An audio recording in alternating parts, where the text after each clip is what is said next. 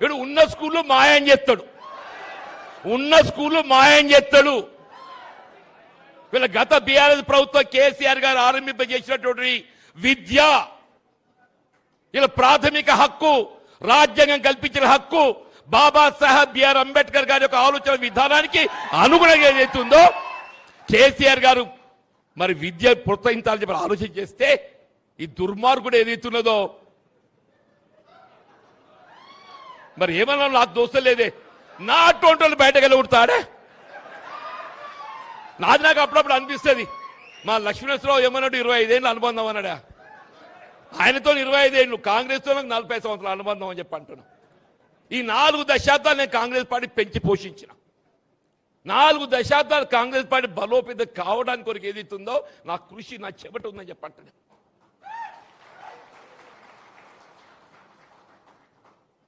వీళ్ళు రాష్ట్రంలో కాంగ్రెస్ గెలవన్నాడు, నేను గెలిచిన. రాష్ట్రంలో టీడీపీ పాలనలో ఏదైతుందో 96, 99లో నేను గెలిచిన. కేసీఆర్ గారి యొక్క నాయకత్వంలో ఆనాడు ఏదైతుందో టీఆర్ఎస్ పార్టీ ఆవిర్భావం, తెలంగాణ రాష్ట్రం ఏర్పాటు ఏదైతుందో వారు ప్రభుత్వం ఏర్పాటు చేస్తే 2014లో నేను గెలిచిన. శాసన మండలి పట్టభద్రులు రాజకీయాలకు అతీతంగా చెప్పంటున్నాను. ఈ పార్టీ ఆ పార్టీ అని కాకుండా ఏదైతున్నదో అందరు కూడా అంటే మన బీఆర్ఎస్ కూడా ఓటేసి గెలిపించారు సార్. నేను ఇక్కడ ఓపెన్గా చెప్తున్నాను, నేను ఆ దినం అందరూ వేసి నాకు, ఎందుకంటే చదువుకున్నాడు, విద్యావంతుడు, ప్రజల పక్షాన్ని నిలబడి మాట్లాడతాడు, పోరాటం చేస్తాడు, శాసన మండలి కూడా ఉండాలి, ఉంటేనే ఏదైతే గవర్నమెంట్ గైడెన్స్ లాగా ఉంటాడు అని చెప్పిన భావనతో నాకు అవకాశం కల్పించింది. మరి ఇంత 4 దశాబ్దాలు నేను పోరాటం చేస్తే నాకు చివరికి దక్కిందేందే మానసిక క్షోభ, మానసిక క్షోభ అని చెప్పంటూ నేను. అదే పెద్ద మనిషి కేసీఆర్ గారు ఏదైతుందో నాకు ఉన్నటువంటి అనుబంధం అని చెప్పంటూ నేను. మా ఇద్దరు రాజకీయ ప్రవేశం ఒకటే కేసు జరిగింది, మా ఇద్దరు రాజకీయ ప్రవేశం ఒకే కేసు జరిగింది 83లో.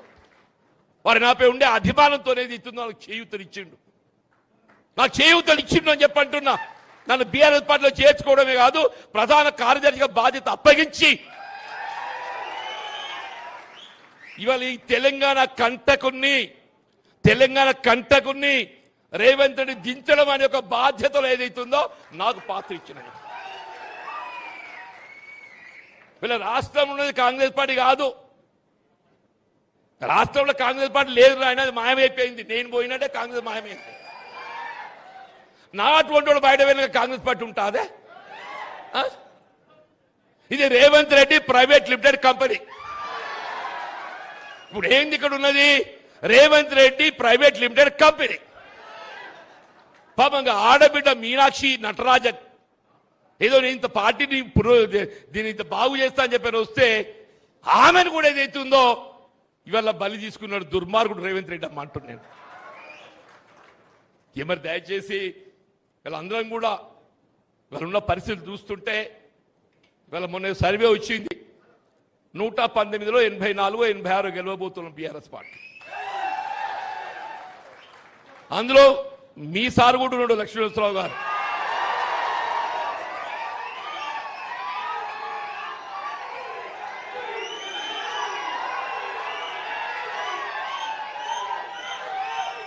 కానీ ఈ సంబరం సరిపోదు, వీళ్ళ కుట్రలు కుతంత్రాలు ఎన్నొస్తాయో తెలియదు. ఈ కుట్రలు కుతంత్రాలను అడ్డుకొని ఏదైతుందో మనం మరింత బలోపేతం కావాలి. ఇవాళ మనం ఉన్నటువంటి ఒక బలం ఏదైతుందో దీన్ని సుస్థిరపరచుకోవాలి, ఉన్న బలాన్ని మనం సుస్థిరపరచుకోవాలి, మరింత బలోపేతం కావాలని చెప్పంటాడు. వీళ్ళ మరింత బలోపేతం కావాలి. ఆ దిశగా ఏదైతుందో మనం ముందు పోవడానికే ఇవాళ ఈ సభ్యత్వ నమోదం అని చెప్పంటాం. ఈ సభ్యత్వ నమోదు అనేటువంటి ఒక భావన మన ప్రతి ఓటర్ను కలిసే అవకాశం మనకు కలిగిస్తుంది.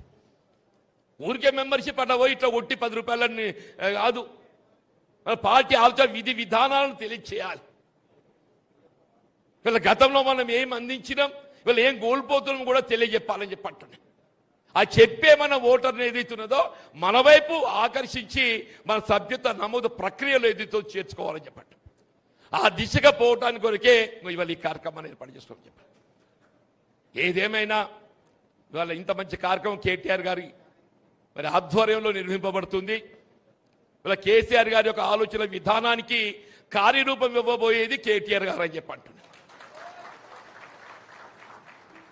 ఇప్పుడు కేసీఆర్ గారి యొక్క అనుభవం ఇలా మన రైతాంగం ఇలా బ్రాడ్గా ఏది ఎత్తుందో గ్రామీణ ప్రాంతం మీద వారి దృష్టి ఎక్కువ ఉంటుంది. బ్రాడ్గా గ్రామీణ ప్రాంతం, ఎందుకంటే మనంతా కులానికి ఎవరమైనా వ్యవసాయంపై ఆధారపడతాం. ఆ రైతు బాగుంటేనే దేశం బాగుంటుంది, రాష్ట్రం బాగుంటుంది. ఆయన ఆలోచన విధానం అంతా ఏదైతుందో రైతు, ఆడబిడ్డలు, దళితులు, బలహీన వర్గాలు, అల్పసంఖ్యాక వర్గాలు ఇట్లుంటే మరి మన యువత గురించి ఎవరు ఆలోచించాలి? ఈ రాష్ట్ర భవిష్యత్తు ఎవరు? యువత. ఈ రాష్ట్ర భవిష్యత్తు యువత గురించి ఆలోచన చేయడం వీళ్ళ కేటీఆర్ గారి యొక్క బాధ్యత. ఆ దిశగా వారు నడుస్తున్నారు కాబట్టి ఏదైతుందో వారి నాయకత్వం ఏదైతుందో మనకు కావాలని చెప్పని కోరుకుంటున్నామని చెప్పండి. దయచేసి మరి నాకు అప్పగించిన బాధ్యతలో భాగంగా వీళ్ళ వేములవాడకు రావటం, మీ అందరితో కలుసుకున్నటువంటి అవకాశం నాకు కల్పించినందుకు నేను మిత్రుడు మన కార్యనిర్వాహక అధ్యక్షుడు కేటీఆర్ గారికి హృదయపూర్వకంగా ధన్యవాదాలు చెప్తూ, మా మిత్రుడు లక్ష్మీశ్వరరావు గారు మరింత పట్టుదలతో చెప్పంటారు. నేను మీకు ఏదైతుందో 84లో మీరు కూడా ఉన్నారని చెప్పిన, కానీ సుస్థిరపరచుకోవాలి. ఇక వచ్చింది కదా అని అనుకుంటే నేను గిట్టే సంబరపడ్డా. మొన్నటి ఎన్నికలప్పుడు ఏదైతుందో ముందు నా అంత మంచిగా గెలుతుడు, జీవనడి గెలుతుండు, ఆఖరికి వచ్చేవారు నన్ను దెబ్బ కొట్టిండు. అట్లా కాకుంటే ఏదైతుందో మనకు వెళ్ళిన స్థానాన్ని పదిలపరుచుకొని ఈ 84ను ఏ విధంగా దశకం 100 దాటియాలనే దిశగా మనం ముందు పోయే ప్రయత్నం చేయాలని కోరుతూ సెలవు తీసుకుంటున్నా. జై తెలంగాణ, జై తెలంగాణ. కేసీఆర్